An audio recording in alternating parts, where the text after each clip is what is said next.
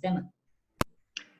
Y bueno, pues bienvenido, Guillaume. Guillaume Porpar es fundador y CEO de Global Health Intelligence.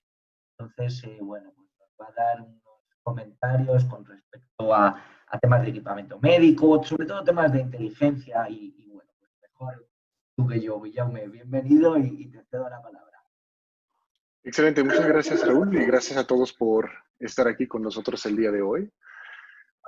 Hoy día vamos a hablar de la adopción y la penetración de equipamiento de alta tecnología en América Latina y el impacto que puede llegar a tener, en este caso del COVID, pero también específicamente el caso de México. Antes de empezar, les dejo leer esto a su conveniencia, básicamente una nota legal que si llegaran a utilizar alguien de la audiencia algo de la información que vamos a presentar el día de hoy, que lo tiene que hacer con diligencia debida y nos deslindamos un poco de la responsabilidad de las decisiones que se toman de negocio a raíz de lo que viene en esa presentación. Pero bueno, nosotros tenemos más de 20 años haciendo inteligencia de mercado. En los últimos 6 años nos hemos dedicado 100% al sector salud, realizando estudios de mercado específicamente en el sector salud de América Latina.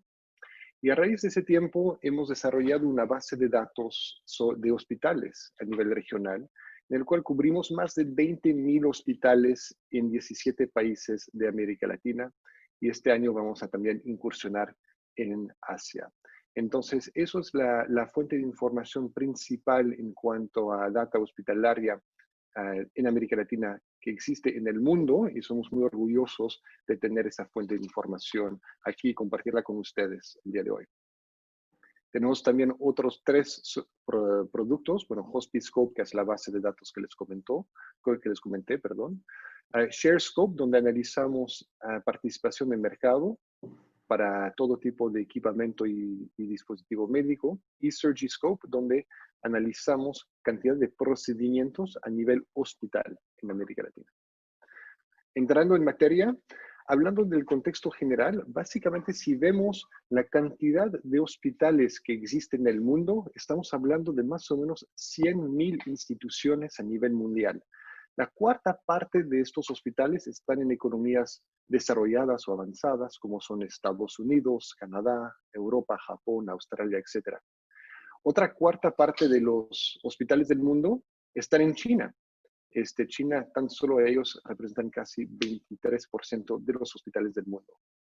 Y otros 24% de los hospitales a nivel mundial están en América Latina. Estamos hablando de una región con casi 22,000 hospitales, o sea, muy grande en cuanto a infraestructura hospitalaria, obviamente liderada por Brasil, que tiene más de 6,000 hospitales, pero seguido de muy cerca con México, de 3,600 hospitales, Colombia y Argentina.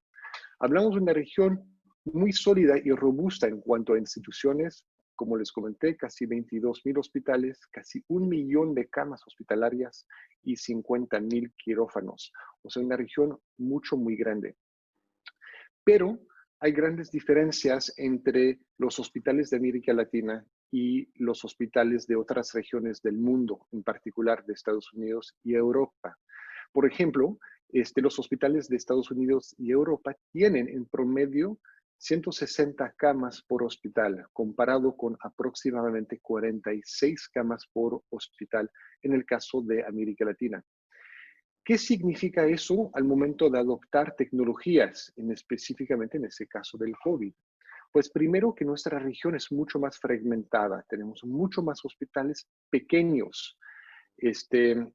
También tenemos muchos hospitales que no tienen la capacidad, ya sea en cuanto a cantidad de camas o al throughput de los pacientes, el cambio de pacientes, para justificar inversiones grandes. Entonces tenemos muchos hospitales que atienden a pacientes en estados primarios, primary care, en lugar de tener más hospitales de alta especialidad o alta tecnología. También, por último, los hospitales no tienen los mismos acceso a las mismas fuentes de apalancamiento que tienen en Estados Unidos, en Europa o Japón, etc. Y en ese apalancamiento estamos hablando tanto del apalancamiento de la infraestructura, como son cantidad de camas o de pacientes para realmente tener acceso a fuentes financieras o acceso financiero, como a las herramientas financieras que pueden permitir el acceso y la compra de equipo de alta tecnología. Entonces, estamos hablando de una región muy particular en ese sentido, que sí tiene sus retos. Y hablando de retos, aquí vemos los retos que podemos llegar a enfrentar en casos de una pandemia, como es el caso del COVID hoy en día a nivel regional, que vemos que en cuanto al número de camas por hospital, número de camas hospitalarias por habitante, vemos que América Latina está más o menos a la tercera parte de lo que se encuentra Alemania, por ejemplo.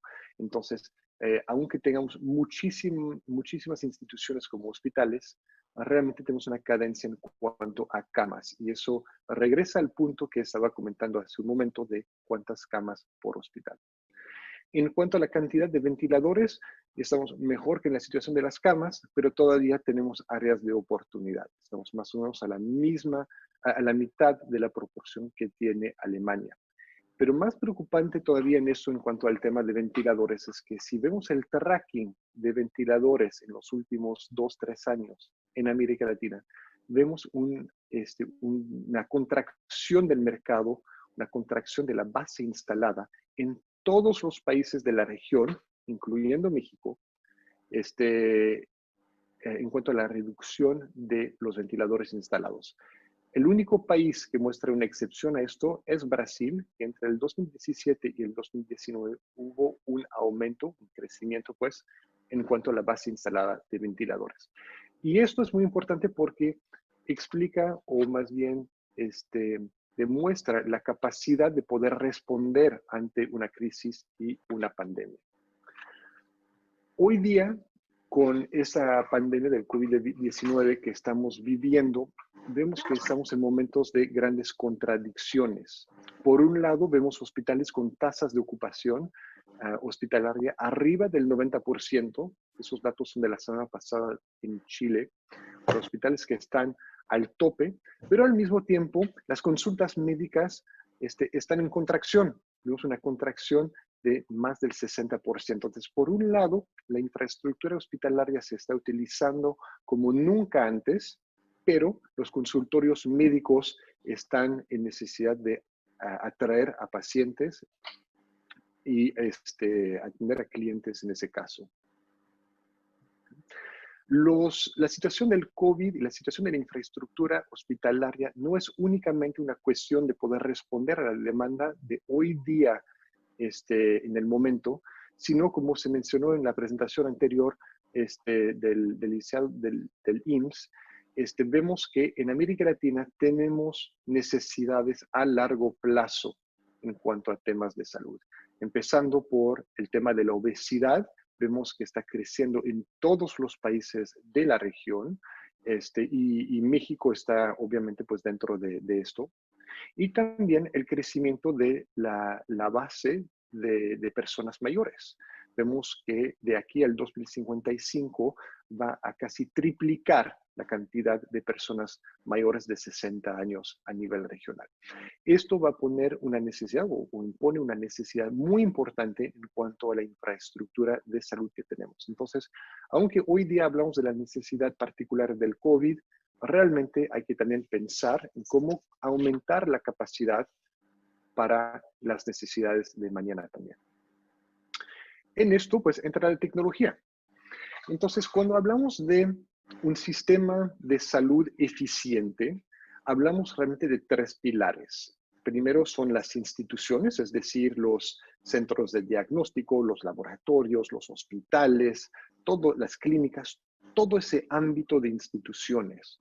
Hablamos también del equipo que está en estas instituciones, como pueden ser equipo de capital, como resonancias magnéticas, tomógrafos, rayos X, laboratorios, pero también de dispositivos médicos como marcapasos, entre otros stents, farmacéuticos y consumibles. O sea, asegurar que las instituciones están bien equipadas.